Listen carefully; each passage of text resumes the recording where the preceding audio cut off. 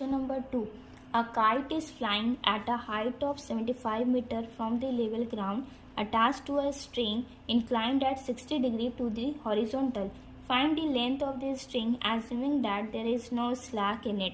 देखो यहाँ पे आपको क्वेश्चन में क्या बोल रहा है कि एक पतंग है, ठीक है, एक पतंग एक ग्राउंड लेवल से 75 मीटर हाइट पर उड़ रहा है, ठीक है, attach to a string inclined at 60 degree to the horizontal. पतंग है भाई, तो वो एक स्ट्रिंग से अटैच्ड ही रहेगा, स्ट्रिंग से अटैच्ड है, वो एक हॉरिजॉन्टल लाइन के थ्रू क्या बना रहा है, एक एंगल बना रहा है, एंगल फॉर्म कर रहा है 60 डिग्री। क्वेश्चन में आपसे पूछ क्या रहा है, find the length of the string. ये जो स्ट्रिंग का लेंथ है ना, बस वो आपको फाइंड करने बोल रहा है। देखो क्वेश्चन कितना इजी है, एंगल भी दे दिया है, एक साइड का आपको वैल्यू भी दे दिया, वैसे एक साइड का आपको फाइंड करना है। ये एंगल कौन सा फॉर्म हो रहा है, 90 डिग्री।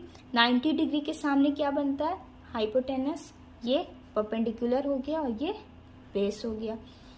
परपेंडिकुलर ऑलरेडी दिया हुआ है, हाइपोटेनस निकालना है, एंगल भी आपको दिया हुआ है। तो ट्रिगो का कौन सा ऐसा फॉर्मूला है जिसमें हाइपोटेनस एंड परपेंडिकुलर दोनों आए, तो वो कौन सा है, साइन का वैल्यू होता है। Sine theta is equal to क्या हो जाएगा, साइन का क्या हम याद करवाए थे, some people have means perpendicular upon hypotenuse, ठीक है। साइन थीटा, थीटा का वैल्यू कितना है 60 degree, sine 60, sine 60 is equal to perpendicular का वैल्यू कितना दिया हुआ है 75 मीटर, 75 मीटर एंड हाइपोटेनस आपको फाइंड करना है। अब साइन 60 का वैल्यू कितना होता है, और सारे एंगल का वैल्यू आपको याद होना चाहिए, ठीक है।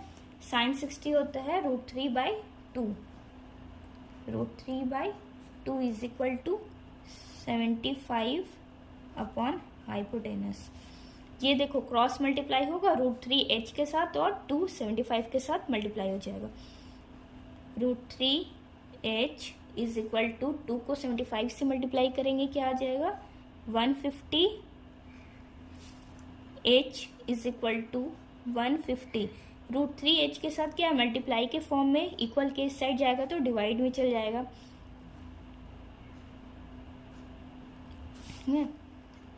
अब यहाँ पे देखो रूट का वैल्यू डिनोमिनेटर में आ गया, तो जब भी रूट का वैल्यू डिनोमिनेटर में आता है तो हम उसको रेशनलाइज कर लेते हैं, 150 अपॉन √3। अच्छा, रेशनलाइज कैसे किया जाता है, तो जो डिनोमिनेटर का वैल्यू होता है उसको ऊपर नीचे मल्टीप्लाई करवा देते हैं, √3/√3, 150 इंटू √3, √3 इंटू √3 क्या हो जाता है 3, क्लियर है। अब देखो ये 3 150 कैंसिल आउट हो जाएगा, 350, ठीक है, 50 √3। √3 का वैल्यू हर क्वेश्चन में गिवन नहीं होता है, इस वजह से आपको याद रखना है। 50 इंटू √3 का वैल्यू क्या होता है 1.732। आप इसको मल्टीप्लाई करवाओ, मल्टीप्लाई करोगे तो आ जाएगा वैल्यू 86.60 मीटर, और ये हो गया आपका answer. Number 3, an observer 1.5 metre tall is 30 metre away from a chimney. The angle of elevation of the top of the chimney from his eye 60 degree, find the height of the chimney, ठीक है। देखो question में क्या बोल रहा है, एक chimney है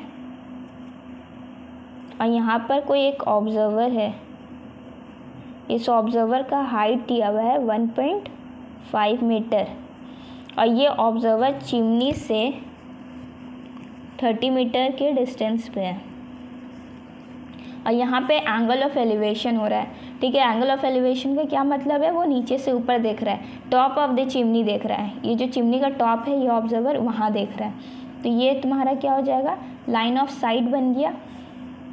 और इसका जो ऑब्जर्वर है, ऑब्जर्वर का आई लेवल क्या हो गया, आई लेवल ही तुम्हारा एक हॉरिजॉन्टल लाइन बनता है, ठीक है, आई लेवल से एक हॉरिजॉन्टल लाइन ड्रॉ होता है, और लाइन ऑफ साइट और हॉरिजॉन्टल लाइन के बीच एक एंगल बनता है, उस एंगल का वैल्यू कितना दिया हुआ है 60 डिग्री। अब यहाँ पे एक चीज़ नोटिस करो, इस ऑब्जर्वर का जो हाइट दिया है 1.5 मीटर, यहाँ से यहाँ तक चिमनी का भी हाइट कितना हो जाएगा 1.5 मीटर।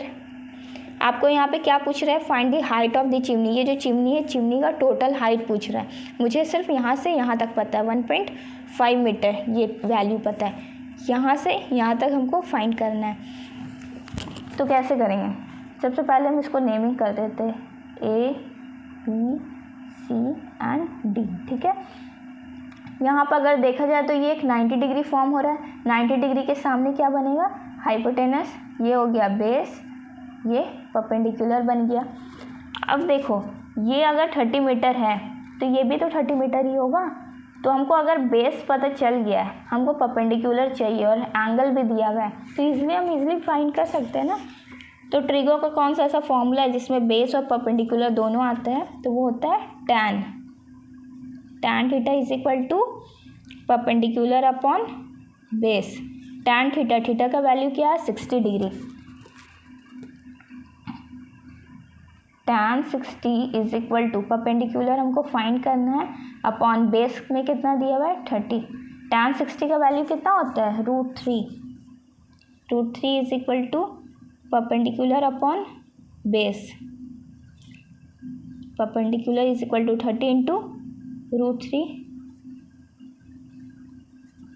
परपेंडिकुलर इंटू 30 इंटू √3 का वैल्यू क्या होता है 1.732। ये दोनों को आप जब मल्टीप्लाई करवाओ तो वो आ जाएगा 51.96, ठीक है, मीटर।